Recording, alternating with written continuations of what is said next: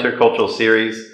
In today's video, we want to take a look at two cultural dimensions or thought patterns that affect the way that we work and the way we communicate: individualism and collectivism. To help illustrate this concept, I'd like to share a short story that came to us from an HR friend in Beijing a couple of years ago.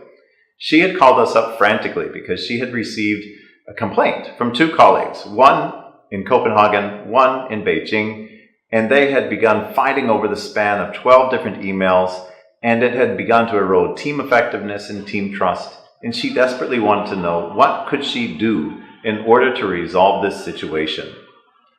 To help understand her case, let's take a look at the first of these two emails and see what we can learn from them. Mr. Lee, I would like to know how the new coding project is going. Can you tell me when you will have achieved the first project milestone? I haven't heard anything from you yet, and I look forward to your feedback. Additionally, can you tell me about the other members of your team? Has Sally contacted the vendor partner in Beijing yet? If so, what will she do next? Also, has Charles finished the time logs yet? Regards, Hans.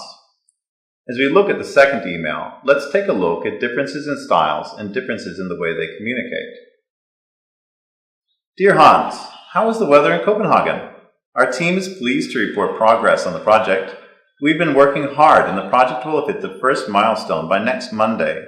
We heard back from our vendor partner 2 days ago, and we will finish the agreement by the end of the week. Please find the time logs attached to this email.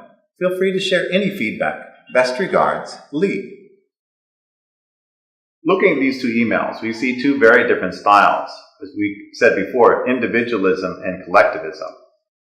If we wanted to get to the root of these two ideas, these two cultural dimensions, we'd want to be able to answer a very simple question. Culturally, we'd ask, how do I define my identity? For some groups, they would say, I define my identity by what keeps me separate from others, what makes me unique, what makes me different.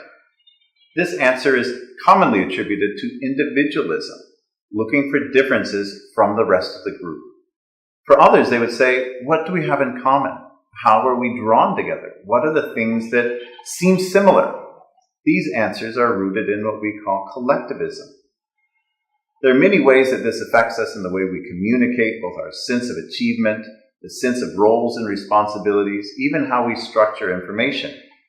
To give us an idea of how this plays out in language, let's take a look at this expression from a collectivist society, or coming from China, the words 大家好, which literally translates to English as big, family, good.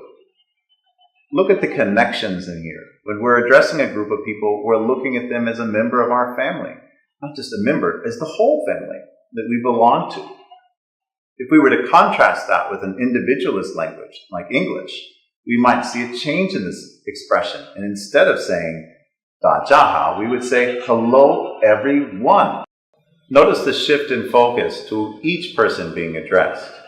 This brings us back to the idea that how we focus on roles and responsibilities shifts from our team, our group, to each individual.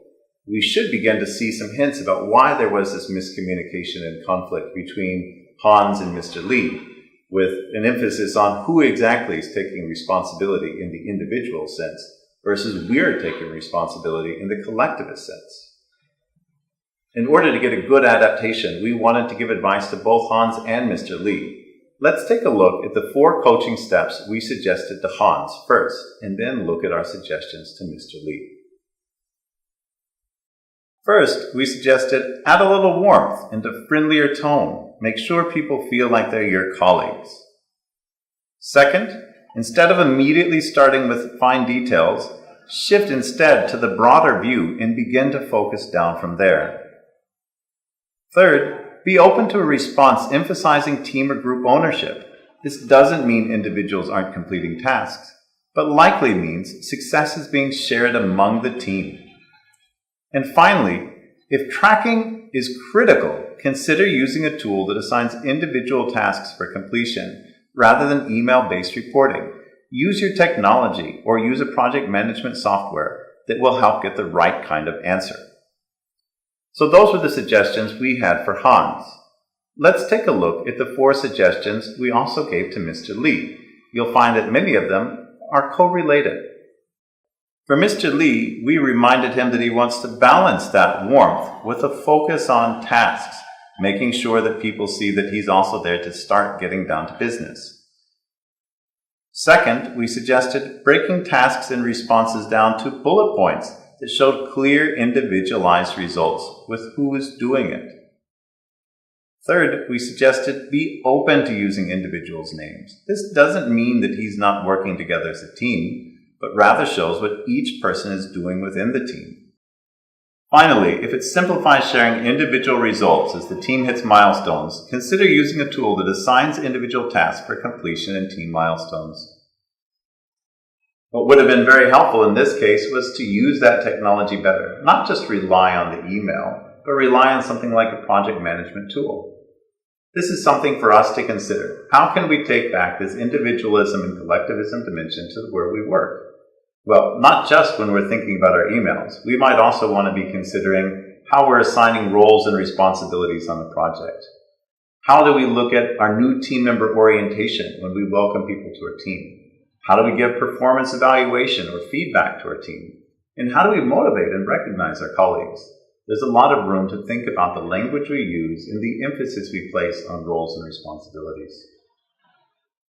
As always, we want to end with a checklist to give you an idea about what to do as you go back to your work.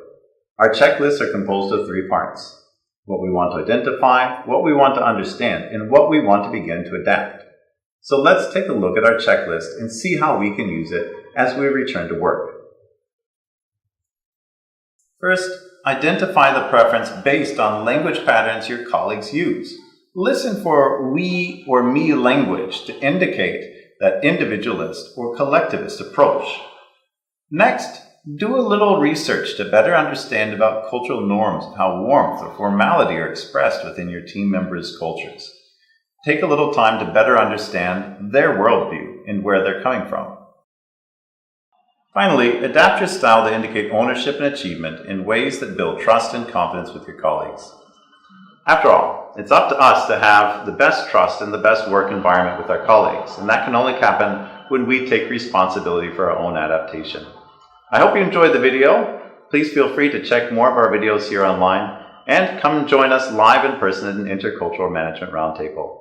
Until next time, thanks for joining us.